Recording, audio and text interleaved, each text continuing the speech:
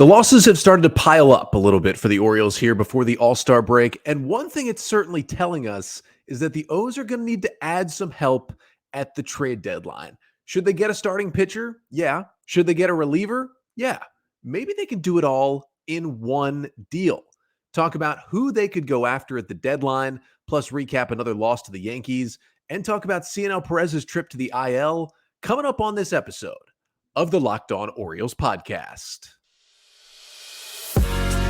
You are Locked On Orioles, your daily Baltimore Orioles podcast. Part of the Locked On Podcast Network, your team every day. Hey there, Orioles fans. Today is Wednesday, July 5th, 2023, and welcome back into the Locked On Orioles podcast, part of the Locked On Podcast Network, your team every day. As always, I'm your host, Connor Newcomb, and coming up on today's episode, we're going to recap another Orioles loss as they fell 8-4 to the New York Yankees on Tuesday afternoon. The O's have now dropped 6 out of 7 in what is by far their roughest stretch of the season so far, and lead the Yankees by just 2 games now for the first wild card. I'll get you the 5 things you need to know from that one, including Aaron Hicks getting some revenge over the Yankees, Cedric Mullins continuing to struggle, and a little bit of a bounce-back start at times from Kyle Gibson. Then I'll talk a bit about the Orioles roster moves from Tuesday as Cionel Pérez, just as he was starting to find his 2022 form, sent to the injured list. Talk about the other moves that were made and what that means for the O's. And finally, take a look at some trade candidates for the Orioles as we are less than a month away from the deadline. The O's should probably get a starter and a reliever for their pitching staff, but I'm going to talk about some deals where they could get both from just one team. And that's all coming up on this episode of the Locked On Orioles podcast, which is brought to you by Sleeper. Swing for the fences on Sleeper picks, and you could win up to 100 times your money. Download the Sleeper app and use promo code Locked On, and you'll get up to a $100 match on your first deposit. Terms and conditions apply. See Sleeper's terms of use for details. Currently operational in over 30 states. Check out Sleeper today. So we start today's episode with, unfortunately, another Orioles loss. That makes it 6 losses in their last 7 games for the O's. The 4-game losing streak that they snapped on Sunday, that was their longest losing streak. This is their worst 7-game stretch of the season as the O's fall 8-4 to the Yankees on Tuesday afternoon. They have now dropped the first 2 of this 4-game series in the Bronx. With the loss, the Orioles go to 49-35 on the season, and the Yankees, creeping closer, are now just 2 games behind the Orioles for that number 1 AL wildcard spot. And I'm going to get you the 5 things you need to know from the Orioles' 8-4 loss to the Yankees. And the first thing you need to know is, on the bright side, Aaron Hicks got his revenge on the Yankees. Now, we know how Hicks got to Baltimore. Struggled the last few years with New York, getting booed every time he stepped on the field in a Yankee uniform the last 2 or 3 seasons. The Yankees DFA and release him. And just after that happens, Cedric Mullins goes on the injured list with the groin issue. And the Orioles decide, well, let's go pick up Aaron Hicks. They do that. He joins the Orioles offense and has a 140 WRC plus in June. Was huge, keeping the O's afloat while Mullins was out. Now, Hicks has struggled a little bit over the past 2 weeks, kind of falling back into some of the things he did in a Yankee uniform. But you know he had this series circled on his calendar, his return to Yankee Stadium. And while he didn't do much on Monday night, he did have a single in the 8th inning. He really got the revenge in this one on Tuesday. His solo home run in the 5th inning off of Yankee starter Clark Schmidt put the Orioles on the board. Hicks was fired up. He dropped the bat and watched it sail into the right field bleachers, took his time around the bases. He was yelling when he rounded first. That was an awesome moment for Aaron Hicks, who basically completely mistreated by Yankees fans. All accounts is he's a great teammate, great clubhouse guy, was just struggling, and Yankee fans just made it worse. And they are truly obsessed with Aaron Hicks, just as they are with Joey Gallo and a few other guys who have struggled in a Yankee uniform. And even when he leaves, they're not done being obsessed with booing him and cheering for his downfall at every turn. It's incredibly weird behavior. It's classic Yankees fans, and it was awesome to see Hicks hit that home run in the 5th inning, 99 miles per hour off the bat, 372 feet to make it a 3-1 game. And he drew a walk later in the game as well, made a really good throw in from left field, almost got an outfield assist. Hicks showed off what the Yankees were missing in Tuesday's game. Second thing you need to know from this one is the rest of that fifth inning rally from the Orioles that tied the game at 3 came off the bat of Adam Frazier, who hit his 10th home run of the season on Tuesday. It was a 2-run shot off of Clark Schmidt in that same fifth inning after a Jordan Westburg double that tied the game at 3. Frazier hitting it high into the air, but at Yankee Stadium, 378 feet is plenty deep enough to go out in right field for a 2-run shot. And for Adam Frazier, that is his 10th home run with the Orioles this year. Remember, we are just past the halfway point of the season. We are not even at the All-Star break, and Frazier has 10 homers. His career high is 10 home runs. 2018 and 2019, he hit 10 homers in each of those years. He's up the power in an Oriole uniform. He's had his fallbacks with the O's this year, but the power has been there, and a lot of his home runs have come in huge, huge spots. That was another one to tie the game on Tuesday.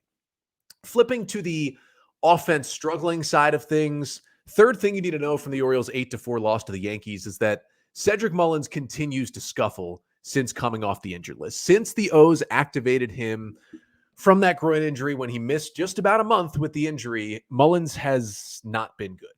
5 for 35. That is a 143 batting average since coming off the injured list. Mullins had another 0 for in the loss on Tuesday. He did draw a walk in the 8th inning in his final plate appearance, but otherwise he was 0 for 3 with a strikeout, just one hard hit ball. His average down to 245, OPS down to 766 on the year.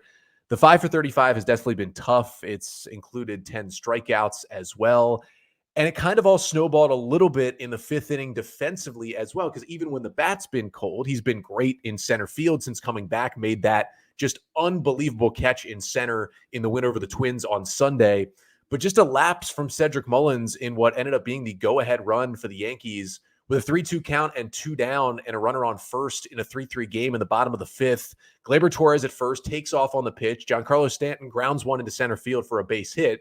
Now, Torres, who was running on the pitch, is obviously going to go first to third, but Mullins picks it up and kind of lackadaisically just lobs it into second base, and his throw was on one hop. It wasn't a good one. Adam Frazier couldn't handle it, and Gleyber Torres, credit to him and the Yankees' third base coach, he never stopped running, and he scored from first on a single to center without a throw to the plate. It was not a great look from Mullins.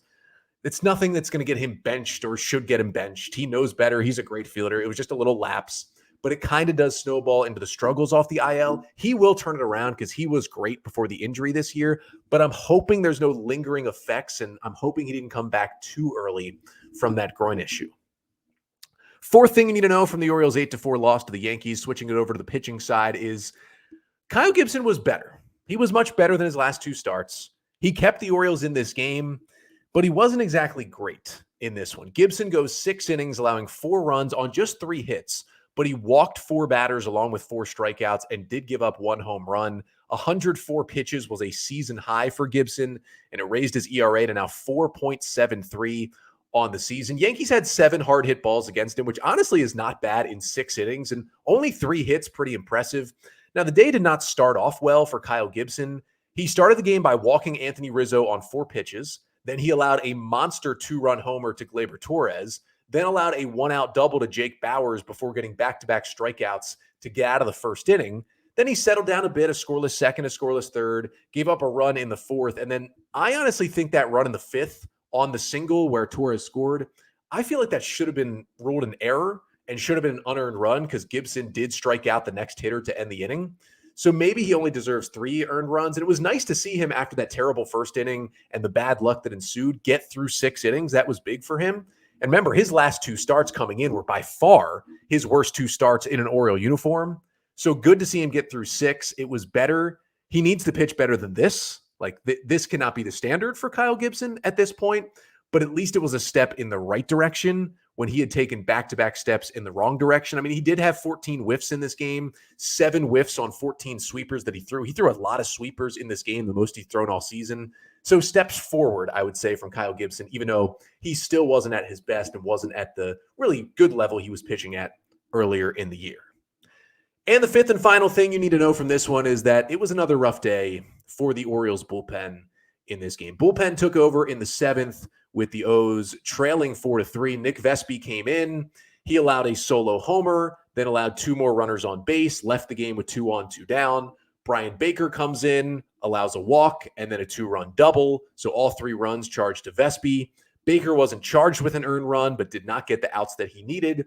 And then Bruce Zimmerman came in. He did allow an unearned run in the bottom of the 8th inning, I should say, but a run allowed as well.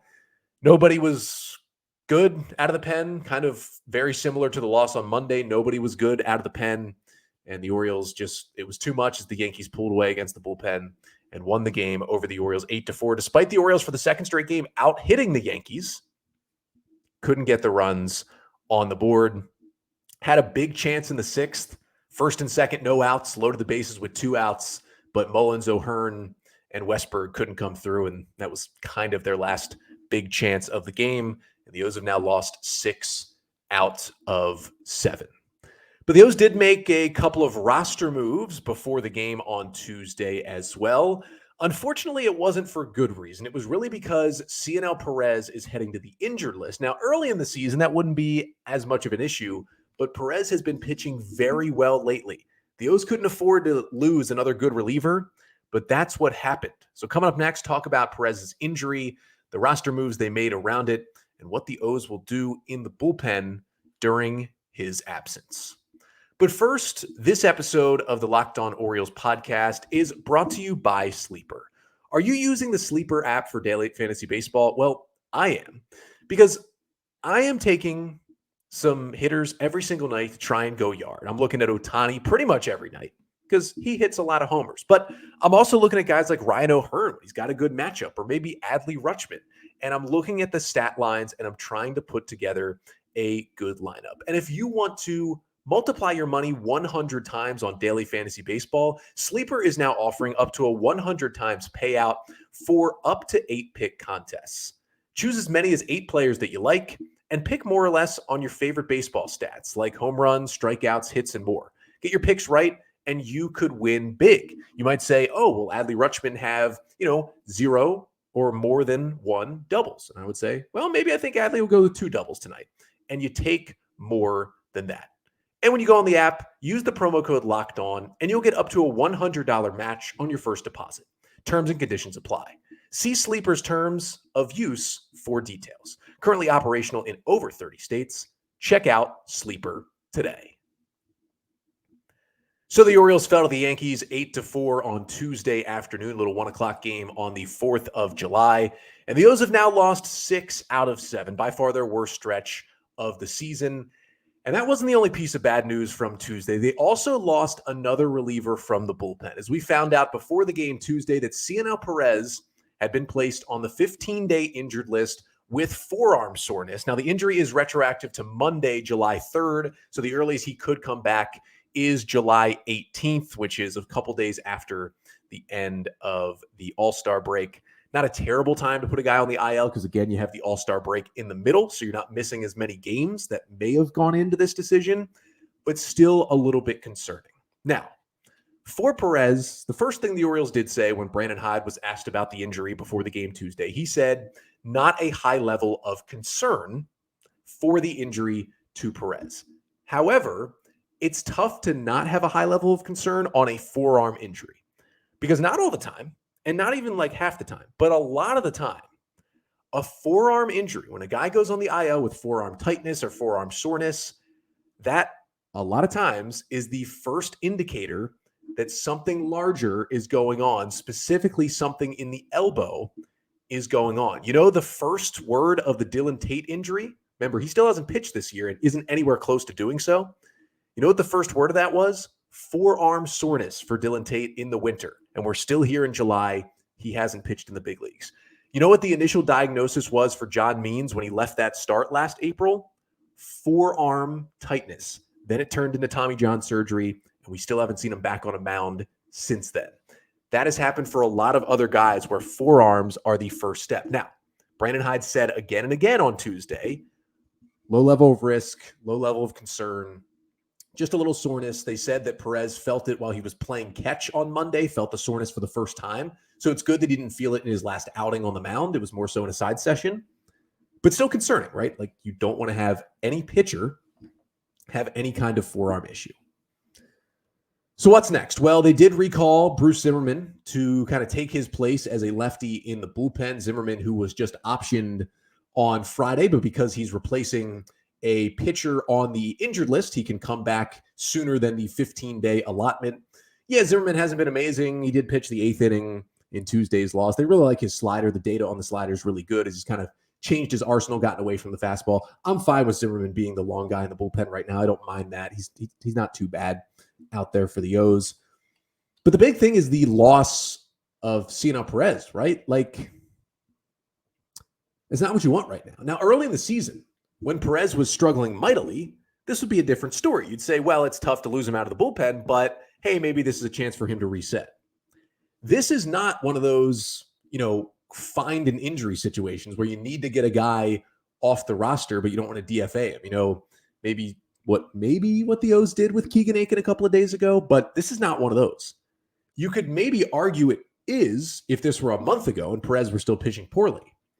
But Cionel Pérez has put together 5 consecutive scoreless outings, allowed just 2 hits over his last 6 innings in those outings. The fastballs look better. The sliders look better. The command has been better, hasn't been getting hit as hard. It's been, I won't say the 2022 version of Cionel Pérez, but much, much closer, and probably the closest we've seen to the 2022 version of Pérez so far this season. So pretty much the worst timing possible for Pérez to sustain an injury like this. Now, hopefully, it is just the 15 days. It helps the week off in the All-Star break so he doesn't miss as many games, and he's back on July 18th, as the O's say. But you never know with the forearms for pitchers. You just have to be super, super careful. So in the meantime, Bruce Zimmerman is here. Aiken and Pérez now both on the IL. You got Zimmerman and Vespi, the lefties in the pen, along with Danny Coulombe. It just kind of feels like the O's need DL Hall right now. And I get, he's in Sarasota. He's working out. He's building up the strength, trying to get the velocity back. He's not throwing in games. He's kind of throwing on the backfields, doing a lot of side sessions. We haven't heard an update in about a week or so on DL Hall. Whenever they can get him ready, throw him in a couple of AAA games again out of the bullpen, and then you need to jet him right to Baltimore to join this pen. Because without Pérez, without Aiken, with, Vespi and Zimmerman still shaky, not trusting them a lot. Love Danny Coulombe. He's a great lefty. But DL Hall, the O's bullpen just needs this in general, and especially with the Pérez injury, especially if it lasts more than the 15 days, they're going to need him here. Now, the O's did make another move on Wednesday. James McCann is back from that sprained ankle. They activated their backup catcher off the 10-day injured list, and as usual, Orioles fans had a complete freakout session when James McCann came back, and Anthony Benboom, who had been serving as the backup catcher while McCann was injured, didn't immediately get DFA'd or go to AAA, and everyone complains wildly like the Orioles are going to carry 3 catchers for the rest of eternity, even though every single time this year that the O's have carried 3 catchers, they haven't done it for more than 2 or 3 days. It's just a matchup thing. They're just doing it in case they want to DH Adley a little bit more. This time, I honestly think today, at some point, Anthony Benboom will be DFA'd or at least optioned. Probably DFA'd to make room for a pitcher. Now, to get McCann coming off the IL, they did option Chris Valamont, who came up on Saturday, pitched a scoreless inning on Monday, and he is back down in the minors. He was never going to stay for long, as I mentioned when I talked about him on Monday's episode. But they're going to bring up another arm to replace Benboom. The reason why they carried the 3 catchers on Tuesday is because they knew they were going to DH Adley. It was a day game after a night game. With McCann coming back, they knew they wanted to start McCann. But because McCann struggles to the plate a little bit, they figured, hey, if it's a close game, we may pinch hit for McCann late, and we'd like to have that 3rd catcher there so Benboom could go in defensively, and you don't have to burn the DH and have the pitcher in the lineup. But because Adley will be back behind the dish on Wednesday, and the Orioles don't want to carry 12 pitchers. They want to get back to the 13. They were carrying 12 pitchers for Tuesday's game. Benboom's going to get DFA'd. They're going to add a pitcher. Don't worry about it. One day with 3 catchers, it's not going to kill you. That was the plan all along. I mean, at most, maybe he stays for a couple more days if they want to DH Adley again later this week. But he's going to be gone. They'll probably add an arm to the 40-man roster once again. Maybe an Edward Bizardo, Darwinson Hernandez, Joey Crable, Wanderson Charles, all potential options Grayson Rodriguez pitching Tuesday night doesn't really make him an option. So those are guys who could come join the bullpen, as the O's will most likely make that move and get back to the 13 pitchers, get back to the 8-man bullpen for Wednesday's game. But those kind of moves, the rotating bullpen, Perez to the IL, Aiken to the IL, we have no idea if we're going to get anything from Dylan Tate and Michael Givens this year. Some suspect starting pitching at times. Don't really know when John Means will be back. I think we can all agree the O's need to add at least one and maybe two arms at the trade deadline. I think we can agree, hey, let's go get a starter and a reliever. What if you use big brain and you got both those things in one trade? That's what I'm trying to parse out coming up next. What teams could the O's deal with, and what pitchers could they get where they could get a starter and a reliever in one deal? That's coming up next.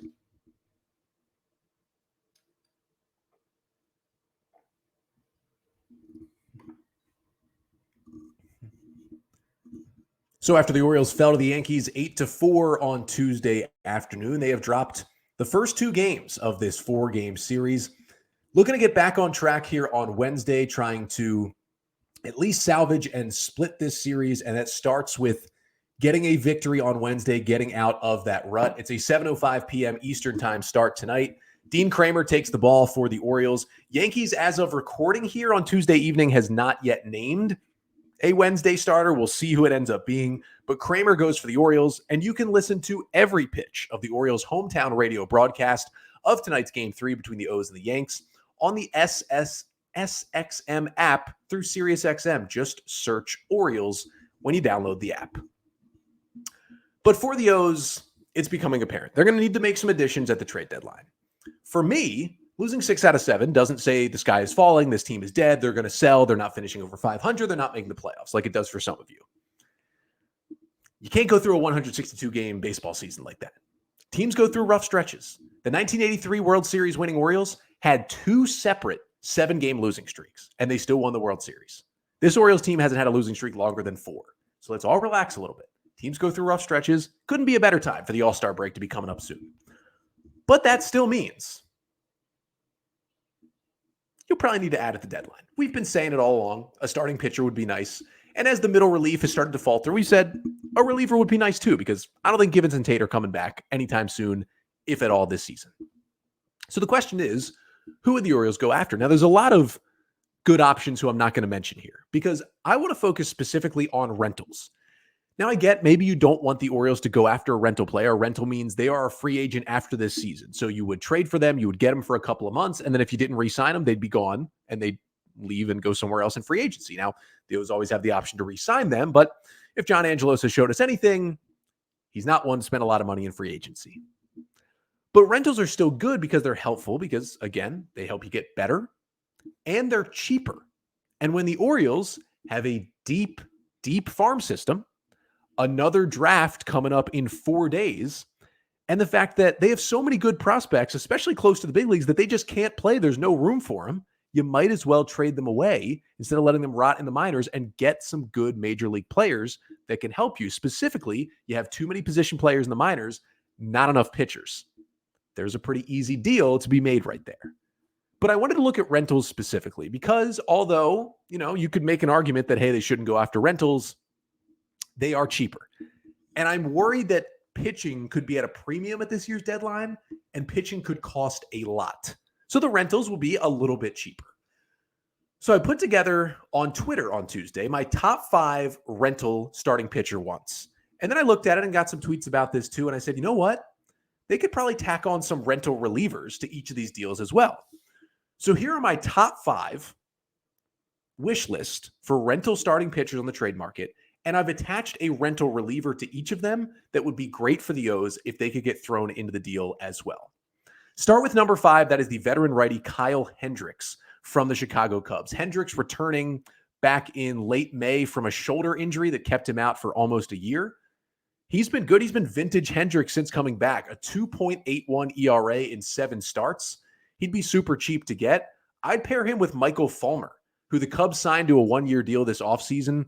Fulmer has a 4.50 ERA in 38 innings this year. Doesn't look great, but he was horrendous the first 2 months of the year. He's been awesome since then. Since the start of June, Fulmer has pitched 16 innings out of the Cubs bullpen, just one earned run in that span. He was really good out of the pen with the Tigers the last few years, traded around a couple of times. Those two could be really helpful and I think would come really cheap for the Orioles. Number 4 on the list is Lance Lynn. Now, it's tough to look at Lynn's ERA this season, a 6.47 ERA. He does have a 27% strikeout rate, which is good. And he's thrown 96 innings, which is more than any of these other guys on this list and would put him on pace to lead the Orioles in innings this year. And innings are important. Now, a 6.47 ERA isn't great, but he did have a 3.99 ERA last year. So he's been much better the last few years. Maybe a change of scenery out of the just debacle that is the Chicago White Sox would really help him out. He did have a 16 strikeout game earlier this season, so he's still got the good stuff, the big burly right-hander. I think he could help the O's. And I'd love to see them tack on a guy like Keenan Middleton, the 29-year-old right-handed reliever in that deal. Again, a pending free agent. Middleton's been good this year. 30 innings out of the White Sox pen, a 2.70 ERA, 32% strikeout rate to just a 9% walk rate. League average is about a 22% K rate, so that's really high. And a 58% ground ball rate is almost Yenye Cano levels of ground balls. He's been great this year and I think would really help the O's in middle relief. Number 3 on the list is Jordan Montgomery, the left-handed pitcher from the St. Louis Cardinals. Now, Orioles fans should know Montgomery well because he was with the Yankees for years and years and had some, I'd say, mixed results against the Orioles in his career, had about a 4 ERA against Baltimore, but he knows how to pitch in the AL East, and I think he'd be a good addition as a lefty to the Orioles rotation. Now, at last year's deadline, Montgomery was traded over to the Cardinals for Harrison Bader in a 1-for-1 swap. He's been good for the Cardinals this year, and they're going nowhere, and I think they're going to sell some of their rental pieces at the deadline. He's got a 3.28 ERA this season, but he had a 1.71 ERA in June, and then he opened July with a 6 2/3 innings scoreless start. Montgomery is trending in the right direction. I think would be an awesome add to the Orioles rotation, and I'd pair him with another Jordan. Give me Jordan Hicks in that deal as well. Yes, he has the 103 mile per hour sinker that he throws that is almost unhittable. Now, early in the year, Hicks couldn't throw any strikes, but he started to pull it back together. He found the strike zone lately. His walks were way down in June and July so far, and he still has a 3.93 ERA. Now, a 14% walk rate isn't great, but a 34% strikeout rate is very good. Jordan Hicks would certainly help this bullpen. Number 2 on my list is the former Orioles minor leaguer. I would take Eduardo Rodriguez back in a second. Now, Rodriguez isn't like a full-on rental. He does have a couple more years in his contract with Detroit, but he has a player opt-out in the contract after the 2023 season. And with how well Rodriguez has pitched, he can easily get a lot more money if he opts out. So as long as he stays healthy, he's most likely opting out of this deal, which does make him pretty much a rental player and a pending free agent. Now, Rodriguez is currently on the injured list, but he's thrown some rehab starts and he's going to be back pretty soon from this finger injury. But before he went on the IL, he was amazing. Remember, he took that perfect game into the 7th inning against the Orioles earlier this year at Camden Yards. In 11 starts before the injury, a 2.13 ERA and a 26% strikeout rate. He had been really, really good. That'd be an awesome help to the Orioles pen. I would pair him with the rental reliever, the right-hander Jose Cisnero. Cisnero in 33 innings for the Tigers this year, 2.18 ERA, 26% strikeout rate, 9% walk rate, but he did not allow an earned run in the entire month of June. He is pitching better recently. Wouldn't be a back-end guy, but you get him in the 6th, much better out of the pen than what the O's have going right now. And my number 1 choice for a rental starting pitcher right now at the deadline for the O's, as we are less than a month away from that deadline, is Lucas Giolito, the right-hander for the White Sox, who is really, I think, still maybe the ace of the staff. Maybe you could say he's number 2 behind Dylan Cease at this point, but, Cy Young contender a couple years ago, had some great seasons. Didn't have a good year last year, but he's bouncing back this season in a contract year, a 3.53 ERA for Giolito, 26% strikeout rate, and a 2.32 ERA in June, similar to a lot of these other pitchers, getting better as the season goes on.